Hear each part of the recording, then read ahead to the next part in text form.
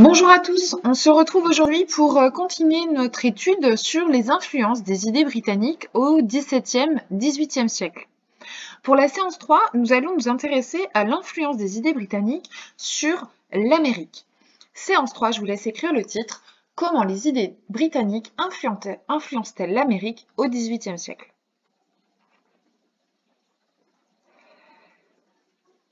Pour démarrer, je vous laisse prendre des notes sur le récit que je vais vous faire sur l'indépendance des colonies d'Amérique. Grand A, la conquête de l'indépendance. Les 13 colonies d'Amérique que vous avez sur votre carte, sur la carte de droite sur la vidéo, donc représentées, les 13 colonies d'Amérique, allant du Maine au nord à la Géorgie au sud, les 13 colonies d'Amérique ont été fondées au XVIIe siècle par le Royaume-Uni.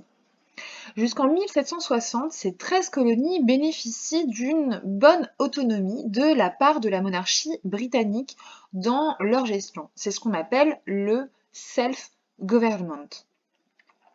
Mais ces 13 colonies n'ont aucun représentant au Parlement britannique. Au milieu du XVIIe siècle, plusieurs facteurs, plusieurs causes de tension émergent alors entre les 13 colonies d'Amérique et la couronne britannique. Par exemple, le Royaume-Uni refuse de laisser les colons d'Amérique coloniser l'ouest du continent. Si nous reprenons cette carte, eh bien, nous pouvons donc comprendre un peu mieux ce qui se passe. Les 13 colonies d'Amérique souhaitent en fait coloniser le territoire ouest, le territoire qui est à l'ouest d'elle, c'est-à-dire le territoire qui est réservé aux Indiens. Et ça, le Royaume-Uni s'y refuse.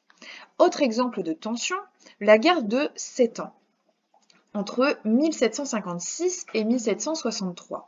La guerre de 7 ans oppose la France et le Royaume-Uni. Et cette guerre ruine les deux belligérants. Pour faire face aux problèmes économiques à la suite de la guerre, le Parlement britannique vote plusieurs taxes afin de récolter de l'argent. Plusieurs taxes notamment sur le sucre et le timbre. Et ces diverses taxes vont peser alors sur les colonies américaines. Elles aussi sont soumises aux taxes. Cela provoque des affrontements entre les colons d'Amérique et l'armée britannique, notamment avec le massacre de Boston en 1770. Alors, le peuple américain, les colons d'Amérique, décident de se rassembler à Philadelphie pour prendre des décisions importantes.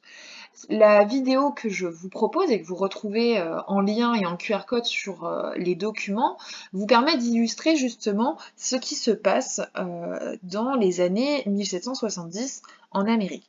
En 1774, le peuple américain se rassemble à Philadelphie pour former un congrès qui nomme alors un représentant pour chaque colonie. Puis ces colonies se déclarent indépendantes en 1776. Le Congrès rédige une déclaration d'indépendance fondée sur les droits naturels des hommes, comme la liberté, le droit à la résistance. Cette déclaration d'indépendance s'inspire des idées britanniques, comme la liberté et le droit de choisir son gouvernement. Cette déclaration d'indépendance est promulguée le 4 juillet 1776. Je vous propose de mettre pause et de regarder le court extrait sur la déclaration d'indépendance américaine.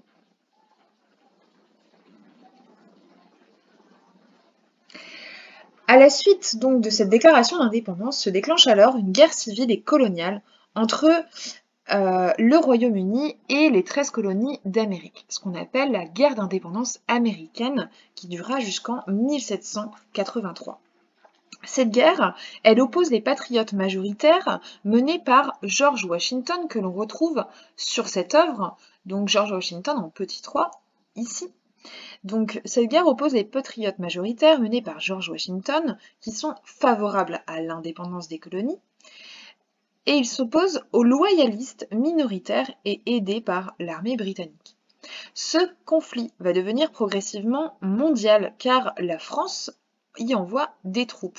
La France représentée sur cette œuvre par Lafayette, avec Lafayette qui est représenté ici en petit 2.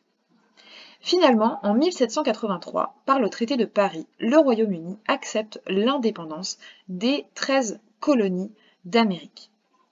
je vous propose de mettre pause pour la vidéo afin de mettre par écrit, de prendre en note ce que je viens de vous dire.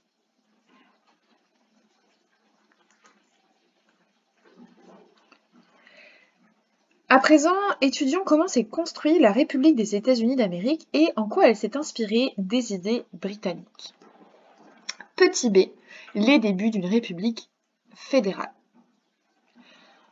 En 1787, sous la direction de George Washington, des délégués des États se retrouvent à Philadelphie pour mettre au point une constitution qui sera adoptée le 17 septembre 1787.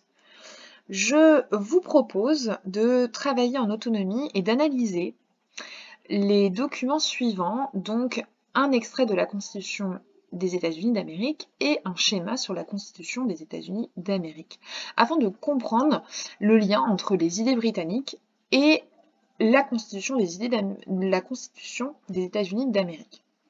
Vous devez lire 2 fois les documents, puis lire les questions, relire à nouveau une fois les documents, et enfin répondre aux questions. Les questions les voici.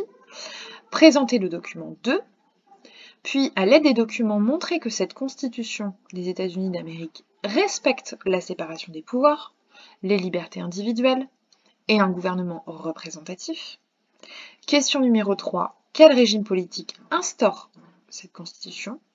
Vous devez justifier la réponse en ajoutant une citation. Et question numéro 4.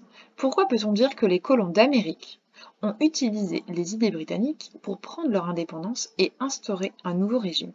Vous devez justifier la réponse en ajoutant des citations. À présent, je vous propose de mettre pause afin de réaliser ce travail d'analyse.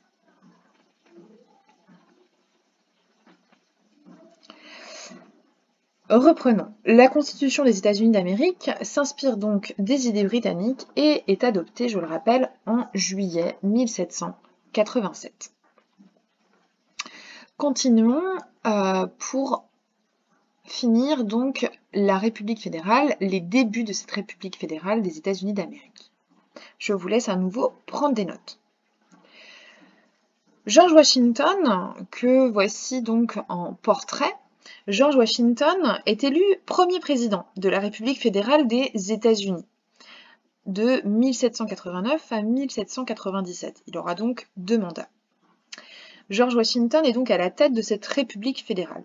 Une République fédérale, eh bien, c'est un système politique dans lequel le gouvernement central, qui est élu par les citoyens, laisse de larges pouvoirs aux régions, aux États. Le pouvoir central, par exemple, peut gérer la défense, les affaires étrangères, alors que le pouvoir des régions, le pouvoir fédéral, lui, va plutôt s'intéresser à l'éducation. Durant ces 2 mandats, George Washington pacifie les relations avec l'Angleterre et prône l'isolationnisme, ce qu'on appelle une politique qui ne veut pas prendre part aux affaires du monde, aux affaires internationales. En 1791, la nouvelle capitale des États-Unis d'Amérique est créée. Elle prend le nom de Washington et ils sont construits la Maison Blanche pour le pouvoir exécutif et le Capitole pour le Congrès où siège le parlementaire pour le pouvoir législatif. Voilà quels sont les débuts de la République fédérale des États-Unis d'Amérique. Allez hop, au travail, je vous laisse donc prendre des notes pour le cours à partir de cette capsule vidéo sur l'influence des idées britanniques en Amérique au XVIIIe siècle. Je vous laisse également réaliser l'analyse sur la Constitution des États-Unis d'Amérique, répondre aux questions. Et je vous rappelle, comme d'hab, la réponse aux questions doit être rendue sur l'espace de travail d'Illico. Et si vous avez besoin d'aide, vous allez en bas de page du site pour le tuto. Bon courage et à bientôt!